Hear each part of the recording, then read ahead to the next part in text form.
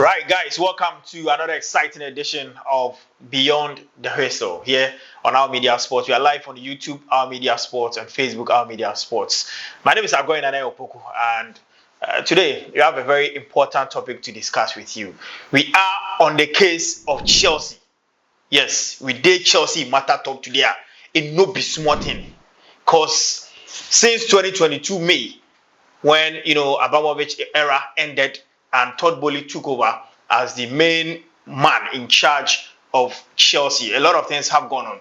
Now, Chelsea, in the last 3 years under Todd Boehly, has won the Conference League and went all the way to win the FIFA Club World Cup. But a lot of people are still of the view that the rebuilding of Chelsea is still not apt, simply because the players are not living up to the billing. And so we are here to have a conversation on the rebuilding of this Chelsea team. People do not have the vim and vigor in the team. They still feel that the team can do a little bit more than what they are doing. I'm here with Force and my main man, Courage as well. Gentlemen, you are welcome. Thank you very much. Everything cool? Yes. Nice one. As he said, the energy day. Force, No, me, I don't get energy. you don't get the energy. Oh, you sure?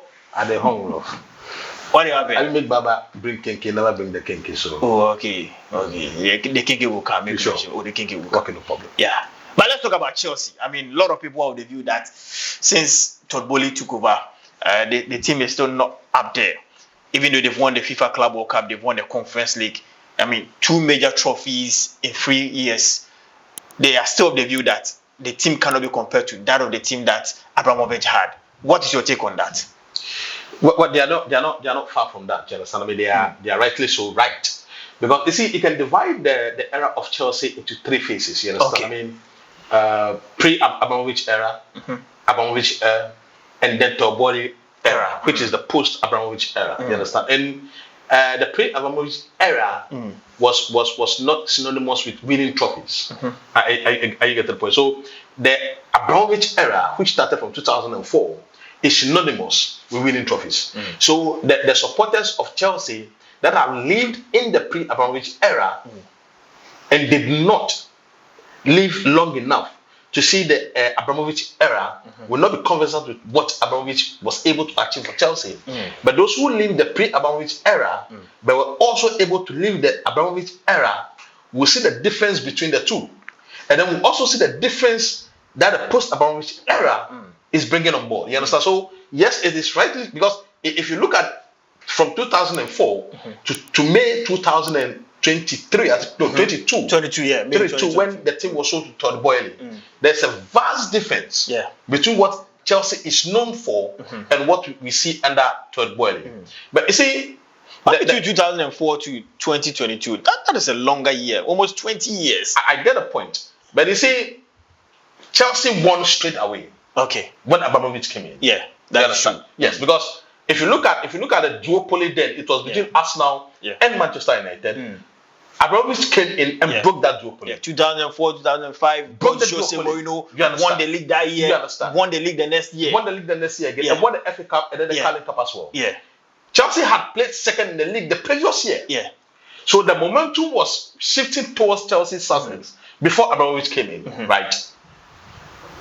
Todd Boehly brought in a new strategy, new concept altogether.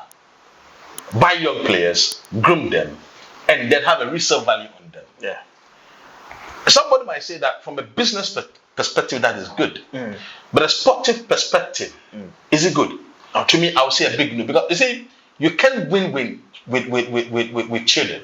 Oh, well, you are calling. You are naming the likes of Moises Caicedo. That is why Enzo Fernandez. You are calling them children. What are you talking about? That is why post Adams era at Arsenal, Arsenal could not win anything because the squad they had were a good squad. You can say they are inexperienced, but you can't say they are children. They are children. Compared to the what's your definition of children? Compared to the status of players that we came to see at Chelsea or that was brought to Chelsea under the Abramovich era. If you do the comparative analysis, you realize that the gap is very, very big. You understand? So figuratively or metaphorically, I say children. Okay. We know they are professional footballers as well. Okay. But comparatively, they cannot, and rightly so.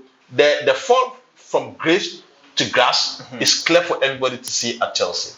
I mean, do you agree with him? Has Chelsea fallen that low? Oh, come on.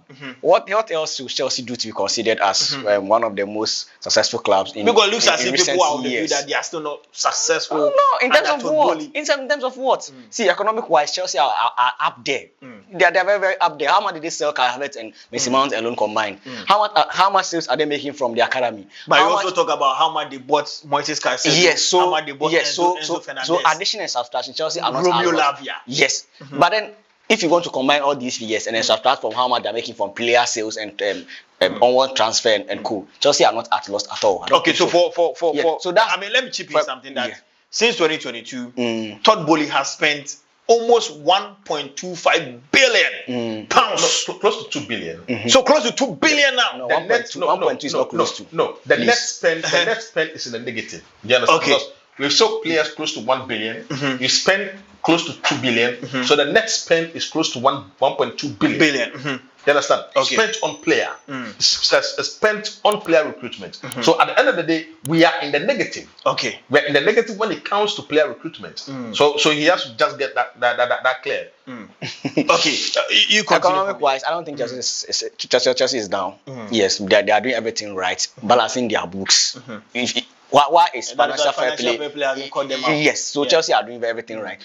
Off the pitch, we know, as I said earlier, Chelsea are doing everything right. On the pitch too, they are showing working. Because when Abramovich took over back in 2002, 2003. 2022. Oh, you are talking about Abramovich. Yes, Abramovich. Right. What did he achieve? He achieved premiership, I think, back to back. Fair enough. Then what has this current Todd Bowley and this Egabale also achieved? They've achieved 2 laurels from European scenes. A lot of people have the Club World Cup League is not a major achievement. So Club World Cup is not a major achievement. That's what people are saying. I'm not comparing. I'm not comparing. Come on. That's factually incorrect. We all know. We all know it's a very prestigious trophy. See, the FIFA Club World Cup. I'm not. Oh yes. So it's a prestigious trophy. No. Let's be fair. And then let's speak the truth. So are you telling me the Club World Cup is of no relevance?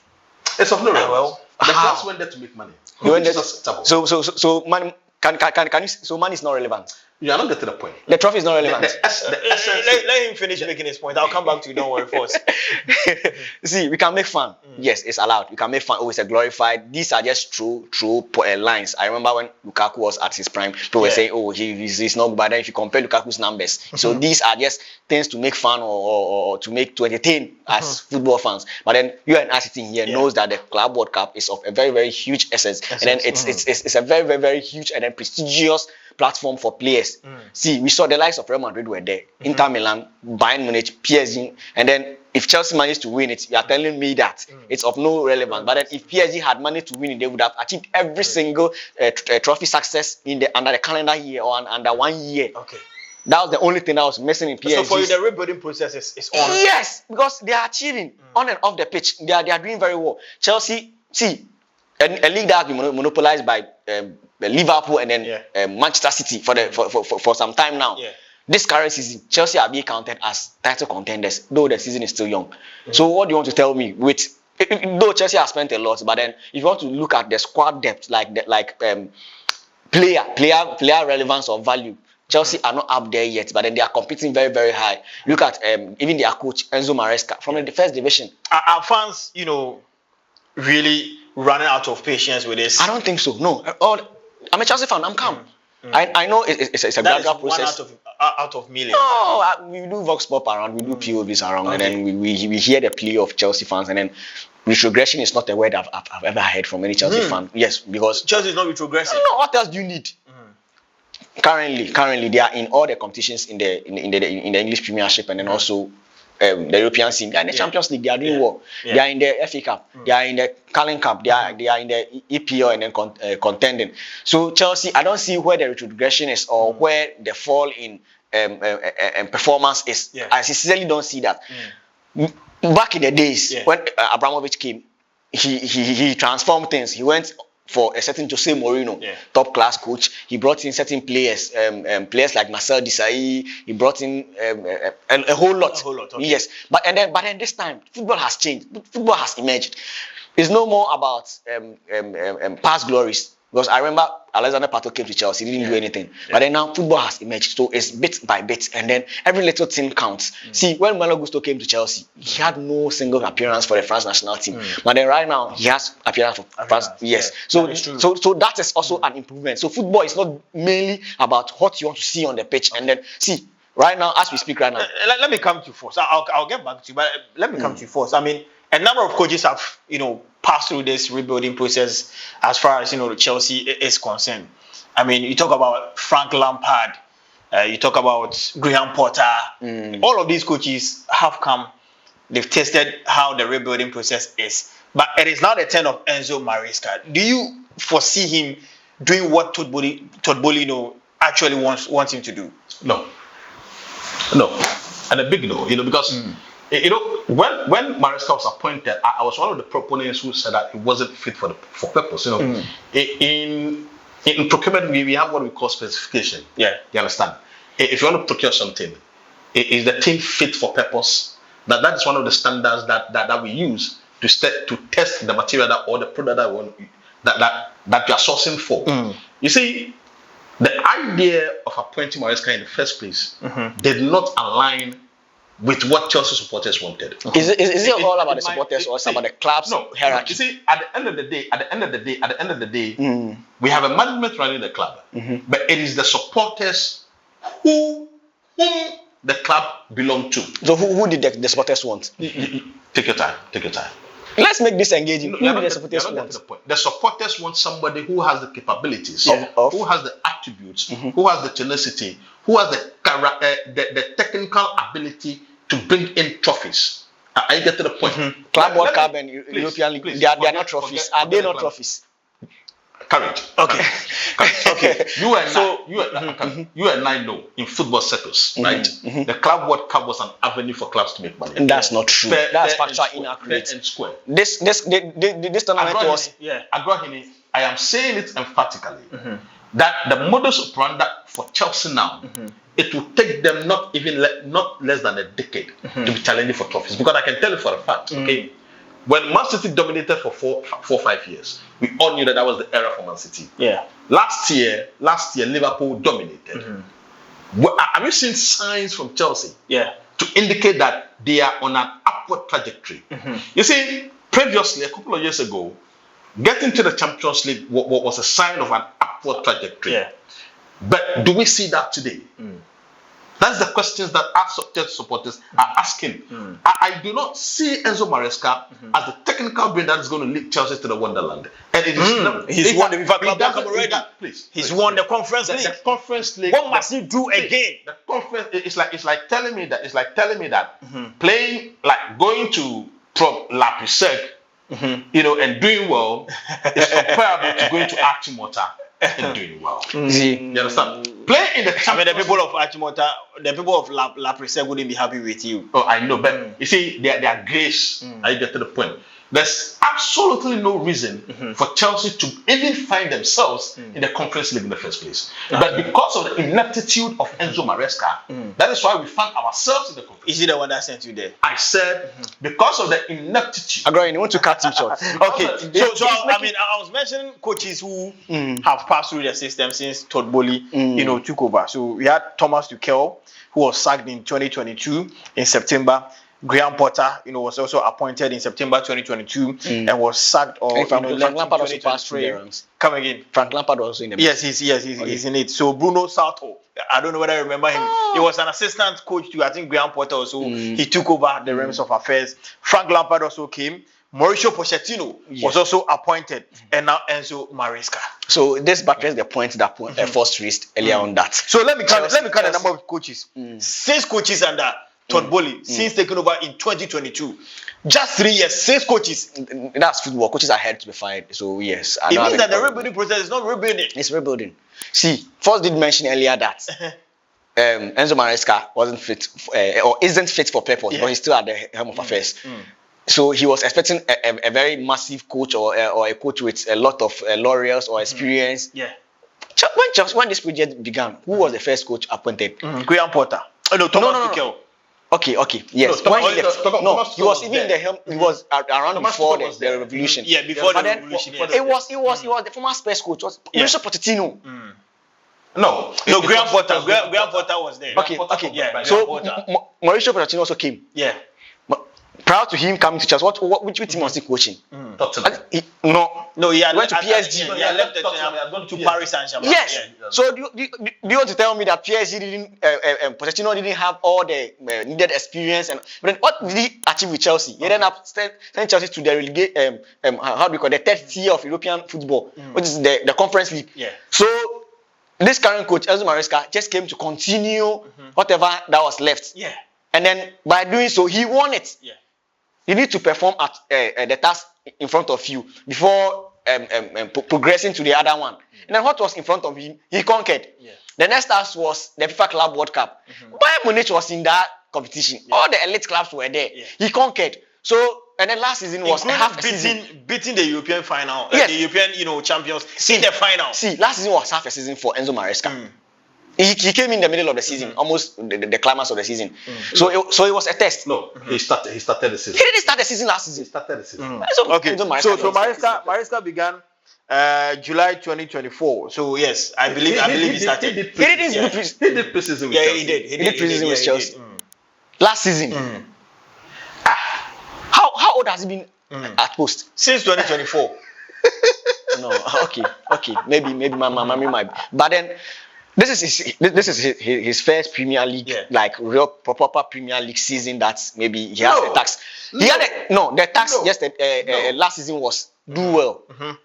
Oh, Do okay. it. That Yes, is that was the problem. task given to That him. is the problem. That is Do the well. problem. But then That this is the season they are telling him that get into the Champions League phase. Yeah. So even this season, if he manages to enter into the Champions League phase, meaning he has achieved his task, Yeah. and then he has also in general he has achieved the task of the entire club. You see, so every team has a KPI. They have whatever they want to rely on or whatever goal or target is set for the season. So if he's able to achieve it, why do you label that as this thing, failure or this thing, not being able to impress? Impress, okay. So according to his superiors or whoever gave or whoever appointed him for the job, he's doing what? Then to the fans too. We are not complaining. We are happy. And then we know projects like this, it takes time. Great. You say we are not. Say I am not complaining. You understand? No, say you. Numerous of Chelsea fans are not complaining. Please. That is a big lie. See, Because I don't know the survey that you're using to say that. no. See. Uh-huh. We have become accustomed to winning. Okay. Not just winning. We have become accustomed to winning meaningful trophies. The Champions League, the EPL, the Super Cup, the FA Cup, the Carling Cup. These are competitions that we were competing in at the forefront. Well, I mean, which of the areas are you blaming? Is it recruitment? No, I am Is it blaming both coaching? sides. That's what I'm saying. Is it Todd Bowley himself? I am blaming the whole hierarchy, the whole structure. Because at the end of the day, you see, you can set the KPI and then achieve your KPI. Okay. But what is the standard of that KPI? You can set a KPI so low that when you achieve it, you think that you are making progress. Oh, okay. So you feel winning Conference League, winning FIFA Club World Cup, the KPI at they are Chelsea- not high KPIs. No, the KPI at Chelsea currently is very low because, see, let me be frank with you. Qualifying the team to the Champions League is very low. It's not. See. Just suppose what we see today to what we have seen previously. Okay. Would you tell me that the KPIs we see today are the same? See, you could win the league today. Tomorrow you get fired Okay. by Roman Abramovich. He will bring in another gaffer, and that gaffer is going to win the EPL. That gaffer is going to win the double. You understand? So remember, what's the name? When Carlo Ancelotti brought out his book, he did indicate that even after winning the double for Chelsea, he was not safe. Okay. Why was he not safe? Because Wrap up for me. Let me come to He knew. courage. He knew that the standard at Chelsea was not just winning the double, and they've been comfortable with it. So, but I mean, long and short, the rebuilding process at Chelsea is not working. it's not working. It's working perfectly for Chelsea fans, including myself. Join the conversation on our social media platform, Our Media Sports on YouTube, Our Media Sports on Facebook. My name is Danaya Opoku. You heard Force and you heard my main man Courage as well. And so that is where we end today's episode of Beyond the Whistle. Bye for now.